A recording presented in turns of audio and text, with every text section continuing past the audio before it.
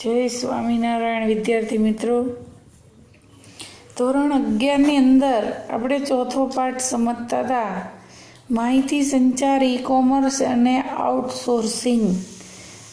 વિદ્યાર્થી મિત્રો, માહિતી સંચાર એટલે શું એ અગાઉના પીરિયડની અંદર તમને સમજાયું હતું કે માહિતી સંચારની આખી પ્રક્રિયા હોય છે. એમાં પહેલાં હોય છે બોલનાર, પછી હોય છે સંદેશો, પછી હોય છે માધ્યમ,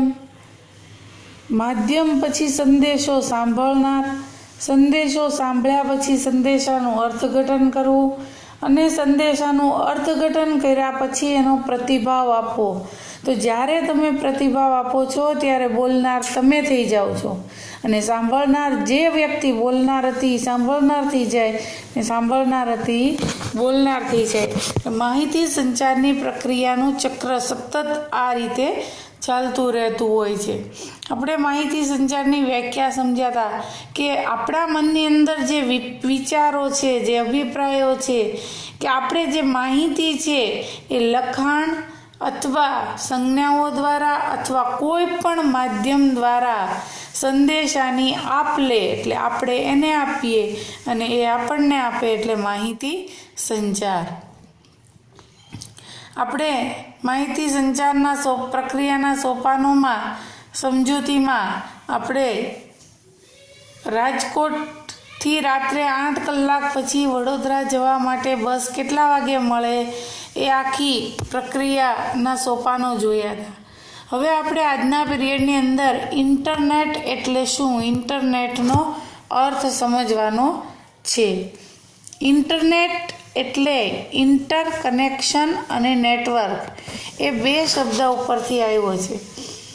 ઇન્ટરનેટનો અર્થ ઇન્ટર એટલે આંતર અને નેટ એટલે જાળું, એટલે ઇન્ટરનેટનો અર્થ થાય છે આંતર જાળું. કે એકવાર એ જાળામાં ફસાઈ ગયા પછી બહાર નીકળવું અઘરું. હાલની પરિસ્થિતિમાં જ આપણે જોઈએ છીએ કે ઇન્ટરનેટ વગર એક પણ કાર્ય થતું નથી. અત્યારે તમે જે ઓનલાઈન શિક્ષણ મેળવો છો, ભણો છો, એ પણ ઇન્ટરનેટના માધ્યમથી જ ભણો છો.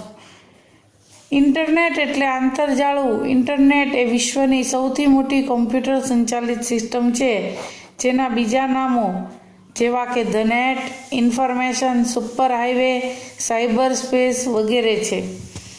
કોમ્પ્યુટર્સના જૂથને માહિતી અને સંસાધનોના સહિયારા ઉપયોગના હેતુસર એકબીજા સાથે જોડવામાં આવે તો તેને નેટવર્ક કહે છે. આ માટે તે હાર્ડવેર અને સોફ્ટવેરથી જોડાયેલા હોવા જોઈએ. આમ 2 કે તેથી વધુ કોમ્પ્યુટર્સ વચ્ચેના આંતરજોડાણ ધરાવતા તંત્રને કોમ્પ્યુટર નેટવર્ક કહે છે. આ કોમ્પ્યુટર્સ કોઈ બિલ્ડિંગના એક ઓરડામાં પાસે હોય, વિશાળ જગ્યામાં પથરાયેલી જુદી જુદી ઓફિસમાં હોય, દૂરના સ્થળે પણ હોઈ શકે. આમ નેટવર્કનો વિસ્તાર 5 પાસેના કોમ્પ્યુટર્સથી લઈ ને વિશ્વના વિસ્તારને આવરી લે છે. કોમ્પ્યુટર્સના નેટવર્કનું નેટવર્ક એટલે ઇન્ટરનેટ. ઇન્ટરનેટની માલિકી કોઈ ધરાવતું નથી. કેટલીક એવી સંસ્થાઓ છે કે જે નેટવર્કના વિવિધ ભાગના વ્યવસ્થાપનમાં મદદ કરે છે. કોમ્પ્યુટર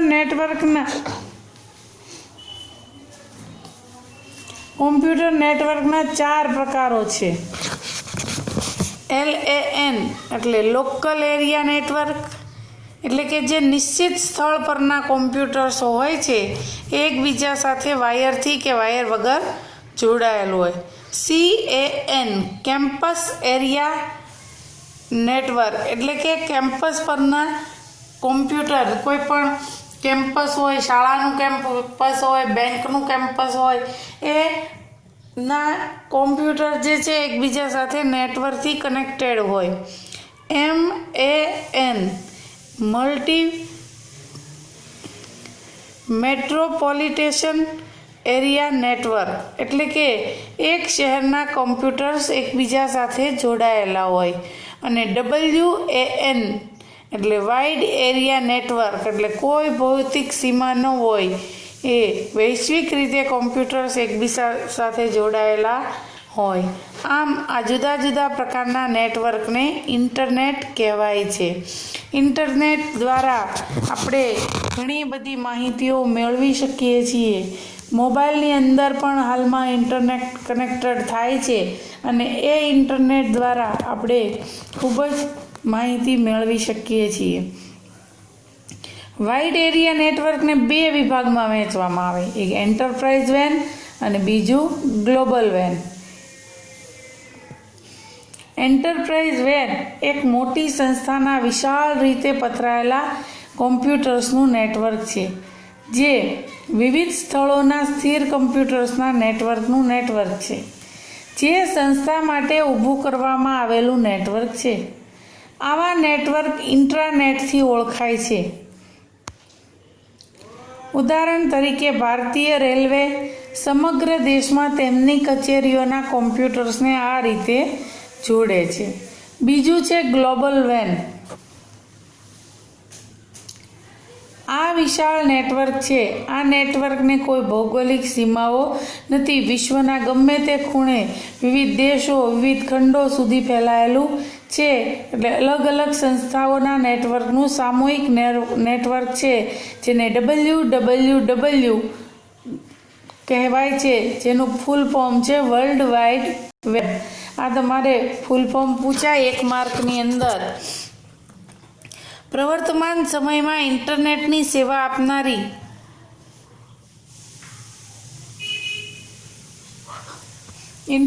સેવા આપનારી સંસ્થાઓએ ટેલિફોનની જરૂરિયાત દૂર કરી પોતાની અલગ સંદેશા વ્યવહારની વ્યવસ્થા ઊભી કરી છે। અનેક જાણીતી સંસ્થાઓએ અનેક કોમ્પ્યુટર્સને પરસ્પર જોડી તેનું જાળું બનાવી આ રીતે જોડાયેલા કોમ્પ્યુટર સાથે માહિતીની આપ-લેમાં ઉપયોગી બની છે। આમ ઇન્ટરનેટ એટલે કોઈ એક મધ્યસ્થ સંસ્થા દ્વારા ટેલિફોનિક મદદથી એટલે કે કેબલના ઉપયોગથી કે મદદ વગર સંદેશા વ્યવહારના ઉપગ્રહની મદદથી સંદેશા વ્યવહાર માટે રચાયેલું કોમ્પ્યુટરનું જાળું।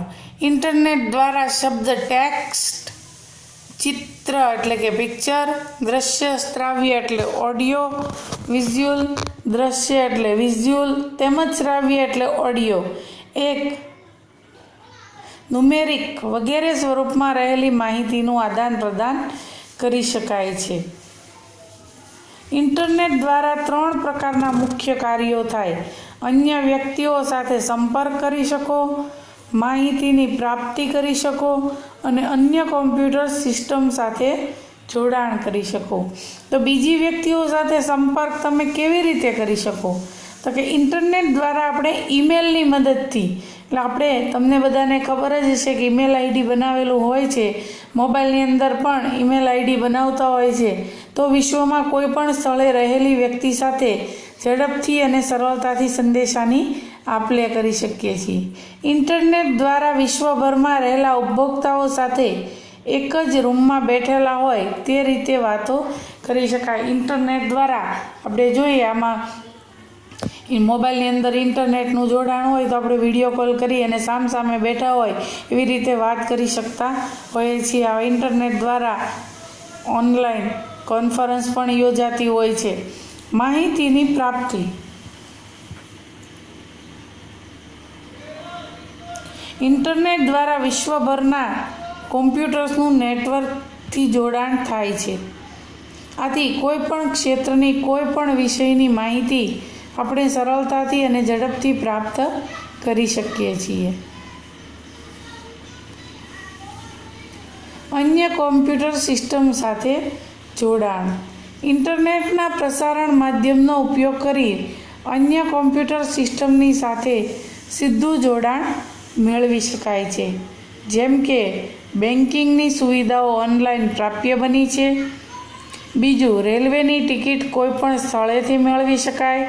ત્રીજું, ગુજરાત માધ્યમિક અને ઉચ્ચતર માધ્યમિક શિક્ષણ બોર્ડ દ્વારા લેવાતી પરીક્ષાઓમાં પરીક્ષા કેન્દ્રનું નિરીક્ષણ કાર્ય ઇન્ટરનેટની મદદથી થઈ શકે।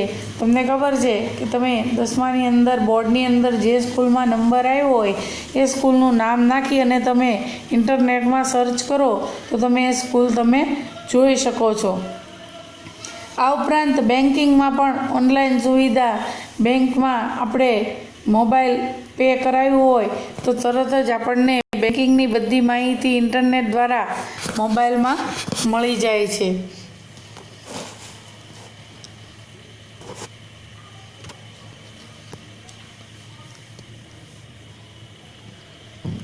ઇન્ટરનેટ ઉપરથી માહિતીની શોધ.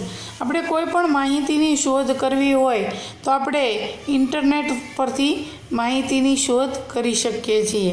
એમાં આપણે પહેલાં સોપાનમાં જોઈએ કે આપણે બ્રાઉઝરની પસંદગી કરવાની હોય કે ઇન્ટરનેટમાં એન્ટર થયા પછી આપણે ઇન્ટરનેટ બ્રાઉઝર ખોલવું, જેમ કે ફાયરફોક્સ. તો આપણે આ ફાયરફોક્સનું બ્રાઉઝર ખોલશું એટલે હોમ પેજ ખુલશે.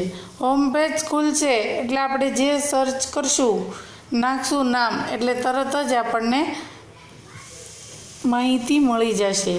બીજું છે સોપાન છે સર્ચ એન્જિનની પસંદગી. એટલે બ્રાઉઝરમાં સર્ચ બાર ઉપર સર્ચ એન્જિનની વેબસાઇટનું નામ લખવાથી જે તે સર્ચ એન્જિનનું હોમ પેજ ખુલશે. જેમ કે તમે www.google.com નાખો તો આ આકૃતિ જો તમારા પાઠ્યપુસ્તકની અંદર 4.2ની આકૃતિ છે, એમાં ગૂગલ સર્ચ એન્જિનનું ઇન્ડિયા હોમ પેજ ખુલશે. વિદ્યાર્થી મિત્રો, મોબાઈલની અંદર તમે બધા ગૂગલમાં સર્ચ કરી અને માહિતી મેળવતા જ હોય છે.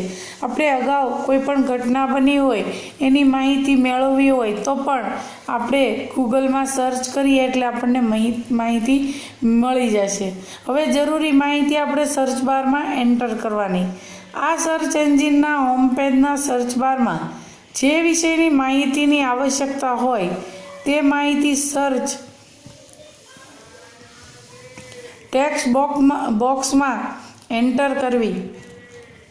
દાખલા તરીકે લાયન વિશેની માહિતી, તો લાયન ટાઈપ કરીએ તો આપણને 4.3માં આપણે LION ગૂગલમાં સર્ચ કરી અને લાયનનો સ્પેલિંગ લખશું એટલે આ સ્ક્રીન દેખાશે. પછી આપણે વેબસાઇટ પસંદ કરીએ. આકૃતિ 4.3માં જે દર્શાવ્યું છે એમાં પેજમાં સર્ચ બટન ઉપર ક્લિક કરવાથી, એટલે આપણે મોબાઈલની અંદર જોઈએ કે ગૂગલમાં જઈ અને સર્ચ બટન ઉપર તમે ક્લિક કરશો એટલે લાયન વિશેની માહિતી તમને વેબસાઇટમાંથી મળી જશે.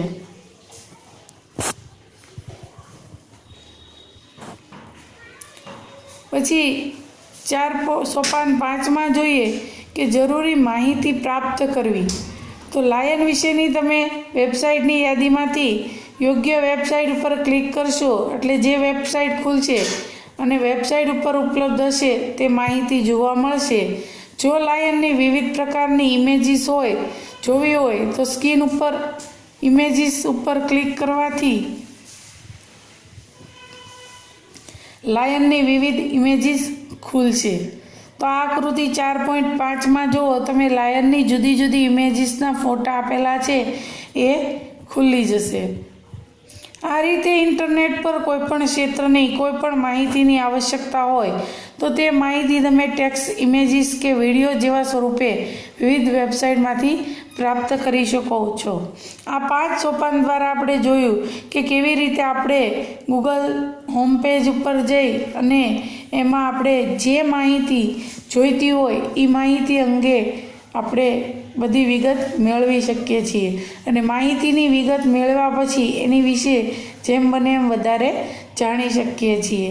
આ ઉપરાંત આપણે, આ તો લાયનની માહિતી છે, આ ઉપરાંત આપણે કોઈ પણ અગાઉ બનેલી કોઈ ઘટના અંગે માહિતી મેળવવી હોય તો એ માહિતી પણ તમે ગૂગલ, જેમ કે 2000નો જે ધરતીકંપનો આંચકો આવ્યો હતો એના વિશેનું તમારે માહિતી જોઈએ છે તો તમે 2000 લખી અને જે ધરતીકંપ અથવા તો ભૂકંપ એ લખો એટલે 2000માં જે આવેલો 2002ની અંદર જે ધરતીકંપનો આંચકો આવેલો હતો એની બધી જ ડિટેલ્સ તમને મળી જશે અને ક્યાં કેટલું નુકસાન થયું, ક્યાં કઈ રીતે થયું. આ ઉપરાંત સુરતમાં જે તાપી નદીમાં પૂર આવ્યું હતું એની અંગેની માહિતી જોતી હોય તો એ પણ આપણને ગૂગલ ઉપર સર્ચ કરવાથી મળી જાય છે. આમ આપણે કોઈ પણ માહિતી પ્રાપ્ત કરવી હોય તો ગૂગલ ઉપર જઈ અને એની માહિતી આપણે મેળવી શકીએ છીએ. તમારે આ 5 સોપાનો જોઈ લેવાના છે।